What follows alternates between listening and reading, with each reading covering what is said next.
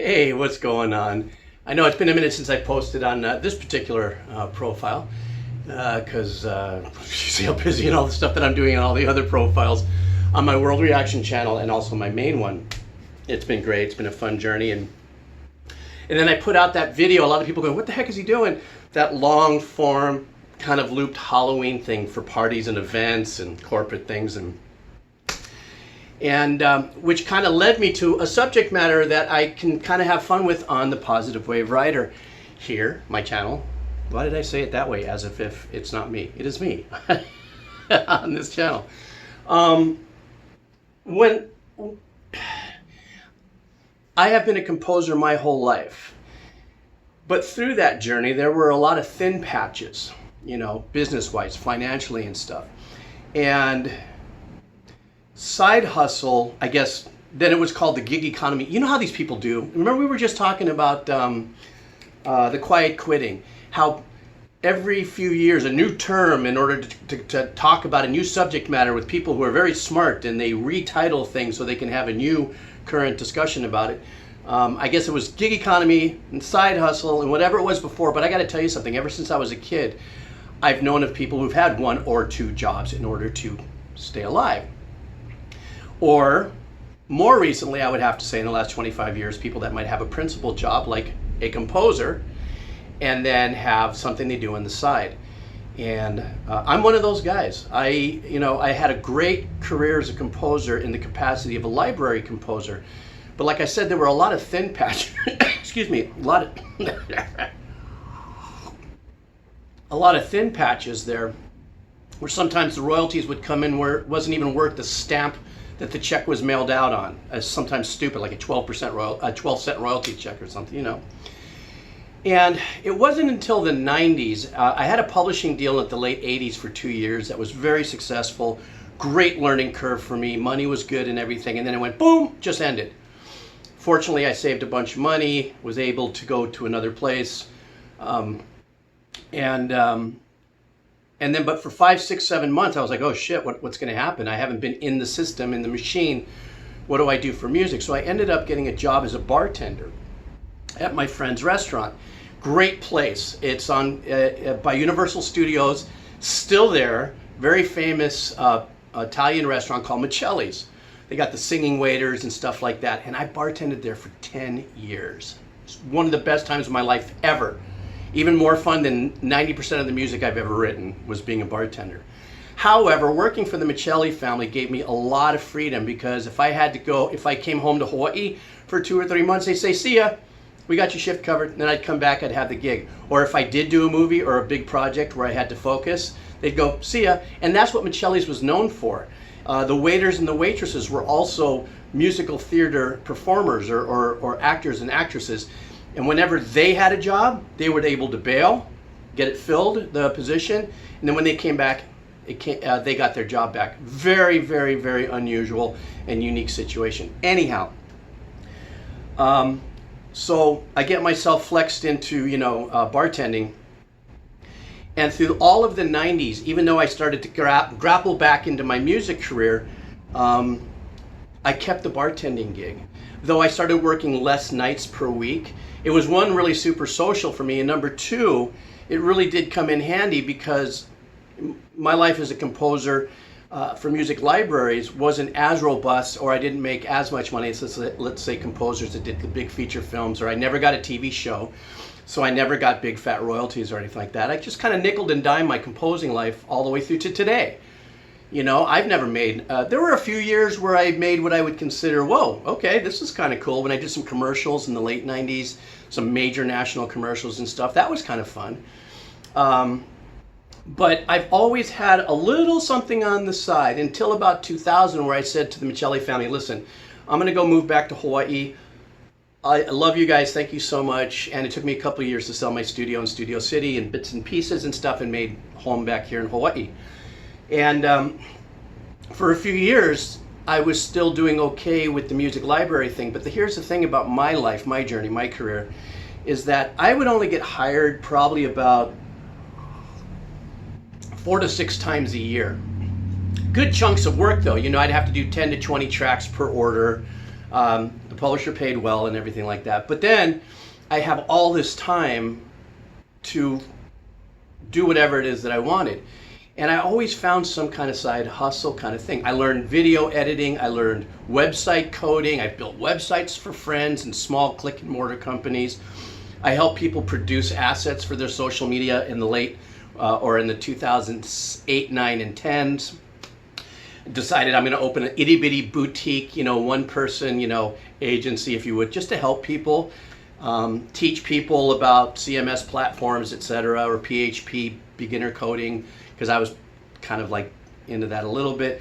At the same token, through that, I was able to use all of my skills, which was music, the editing, the putting together the assets, the producing, going out and shooting people, with the video camera and helping them produce their,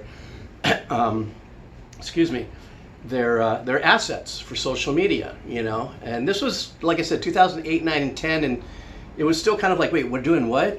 Are we doing commercials? And no, you're not. You're going to tell a story about your product, blah, blah, blah, blah, blah. Anyhow, the side hustle thing actually continued for me because I got used to the fact that I was fortunate enough to work as little as I did with the libraries, and that would just barely make ends meet. But it allowed me the time and the freedom to continue to grow myself as a if I didn't build it for myself and make it for myself, I never went and had another job outside that bartending until, and what I mean by that is the social media stuff or the videos or the stuff were things that I created for myself. And so, yes, I had to deal with some clients where, and some, things were not cool. I'm going, God, it sucks. But, I was having a good time. And because of my freedom of time, I was able to say, yeah, I can go over there and shoot that for you, or we can videotape that, or I can do this and build all this for you, blah, blah, blah. I think it's because the side hustle for me, or the gig economy, or whatever it is we want to call it, was a very important and still is a very important part of what I do as a human, because here inside the studio, it's very lonely, it gets isolated and stuff, and outside of this new channel and stuff that's been built a couple of years ago, I never really had any real interactivity. So, I mean, the reason why I'm doing this video and just kind of just expressing, the fact that I've always had my eye on different things to do is also understanding that my career as a composer could be over in a snap. And as a matter of fact, it's pretty much over now. The publisher that's been hiring me for years no longer calls me. I mean, we're bros. Hey man, how you doing? Yeah, things are changing. Okay, fine. I think I'd be a lot more nervous if I didn't have the experience of these little side gigs that I would create for myself. And it's always very risk-taking. You never know if anything's going to work. You never know if you're going to get called. And as recently as when I got my shoulder surgery and I bought my first drone, well, now all of a sudden some people have seen the drone work I've done and asked me if I could do this or that or this or that, a couple of extra dollars there. Or this video thing that I just produced, the Goblin Ghoulie thing. So I look at this as I'm planting a seed for the long haul. So that video is nothing but the way I produced it, scary sounds, goblins, and the whole thing, is so that if there's parties or events or haunted house, fundraisers or whatever, they can run this, put this up on a monitor and just stream it from YouTube and just run it. And you might think, well, where's the business model on that? Well, as small as it may be, any ad revs that come just from the opening advertising, because I turned off the mid-roll advertising so it could be just a great experience all the way through. These are these small little streams, itty-bitty streams of income that I have to constantly kind of be aware of. And I've also learned from a lot of my friends who are very successful and rich that it's not the one thing they did, it's the dozen things that they have in redundancy, financial systems and whatever. That's too big for my head to work around, but I mean, I get it, but I don't play on that level. But be it the drone or this stuff that I've been doing, or I have a new channel that I'm populating right now that I'm hoping by the end of the year I'll share with everybody. It's kind of like an ASMR channel, and it's all kind of moody stuff, but along the lines of this video, in the sense they're hour and a half, 2 hour long videos, for sensory kind of vibe. And these are these things that I have to constantly create. And then even as a composer, I had to constantly create ways to, like, okay, well, I'm not working enough. Why am I not working enough? That's because I'm waiting for people to call me. So how do I create work? Oh, I know what I'll do. I'll write production bundles for smaller radio groups, or small TV stations in small towns, or local production companies that didn't realize that I could write blah worth of music for blah worth of money, and then all of a sudden they have 3 hours worth of, quote unquote stock music, and we're talking 91, 2, 3. But I was in the capacity of my skill set as a composer, I was able to offer that. So where I find myself now at this age is all these things that I do, I'm able to now kind of parse that and say, well, God, I'm not getting any music work anymore, and the channel's great, and I love the channel, and the support I get on Patreon is paramount right now to my existence, and but I'm still on the lookout. That's why I created stuff like that. I may go back I'm thinking of going back into the nonprofit fundraising part of life, but that's been a difficult thing for me in the sense that it's like as an executive director might hire me as a fundraising specialist, it's like, well, I'm supposed to raise funds to give to you, and I have a hard time taking money from the nonprofit, like, in other words, I've had to learn that if I, raise X amount of dollars, it's okay if I take a little piece of cheese for myself, But so as a composer, there's no two ways about it. I have always enjoyed the opportunity to be available for that side hustle, for that multiple thing. And there was a time like 5-6 years ago where I was really, really bored, and I actually started lawn mowing and doing just light landscaping just around here on the North Shore. I bought, a new mower and my stuff and whatever it is, and a friend of mine and another friend hired me to do it, and it was just kind of weird in an odd, satisfying kind of way, cutting lawns, looking at the lines, being outside, a little hard on me physically, but I loved it. I did that for about 6 months, and then I got bored, and all right, I'm done, and we teed it off. Or the year and a half that I spent as a tour guide over at Kualoa Ranch here on the North Shore, or the east side of the island. That was great too, because I got to be, with people and stuff. But I never had, I don't know, sometimes that word pride, I think, depending on how you look at it, I'm not a religious person, but some people say it's part of something, and some people say it's a bad thing. For me, I look at it as like I never had so much pride that I couldn't say that I'm a composer and I'm doing very, oh, you must be a composer. Yeah, I'm not doing so well this month, so I'm gonna go cut some lawns. You know what I mean? It's like, all right, I got no problem with that. I'm gonna, I don't have to uphold an image to the world. I think because of how I was raised and my outlook on life, where I know so many people with, I think that term pride might be the anchor to anything that they might get themselves through, because they don't want all of a sudden somebody who you may have done a movie with sees you selling shaved ice. Or in my case, maybe walking around with a puppet, and busking, what's it called, or anything, But I would do that for fundraising.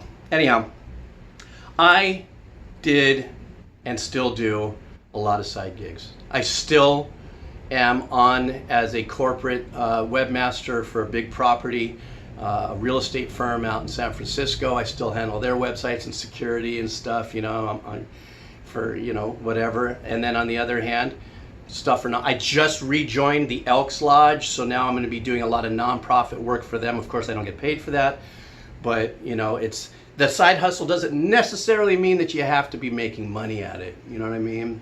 Just something to also get your energy up. Just keep that positive energy pumping through. And it's not easy. And I never got to a place going, oh my God, how am I going to pay rent? I've been very lucky with that, but I've gotten to the place of like, okay, I've paid rent and electricity and everything, and yeah, it's going to be ramen noodles and celery and hard-boiled eggs and, coffee for, I think, about a few weeks or a month or until, whatever. It hasn't been an illustrious life as a composer as far as, money and, no, wow, I'm grateful that I made it to 60 on writing music, and I'm so humbled by that, and I understand how many hundreds of thousands, if not millions of people would like to make $10,000 as a composer, in their life. And I've been very, very fortunate to have just made enough, just barely. But, I've never bought a house. I've never bought a new car. I've never, I've always been that just kind of hardworking composer. Just kind of like the composer from the 101 Dalmatians. Remember, what was his name? George something? I forget his name. And, you know, he was always up in his attic composing music and stuff, you know. And then on the other hand, there was Charlie. What was the thing where Charlie Sheen was a composer, the TV show? 2.5 Men or something like that. You know, that's the polar opposite of super successful composer, you know. And that still exists out there, but I never crept into that world. But, you know, like I said, the positive thing is that, you know, digging down within myself to know that, okay, well, hey, things are really tight. I'm going to go fill out an application over at Turtle Bay, and maybe I'm going to be a caddy, or maybe okay, whatever. But if that happens, I usually in my mind, what's the mindset is, where do I want to be? I want to be close to a beach. Let me get a job by the beach or whatever. But I haven't had to do that yet. But it's always around the corner.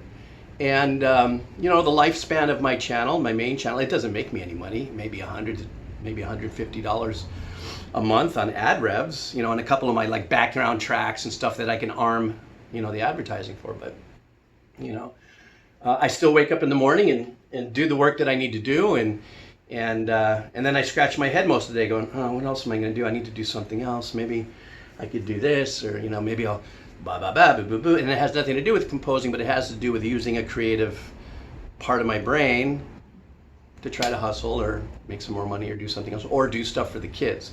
Usually doing the stuff for the kids is more of a distraction for me, because I love doing what I used to do for the kids, but I still can't get back into the hospital. So I'm having to find creative ways to do things. As a matter of fact, in the future, you're going to see, in the very near future, some very cool fundraising ideas that I'm going to run through my main channel. Anyhow, I doubt anybody's still here. If you are, you can type in I'm still here. But I just felt the need and the coffee-driven caffeine necessity to just kind of put that out there. You guys have a killer day, week. Smile on your face right now. Winner! Chicken dinner. All right, see you guys later.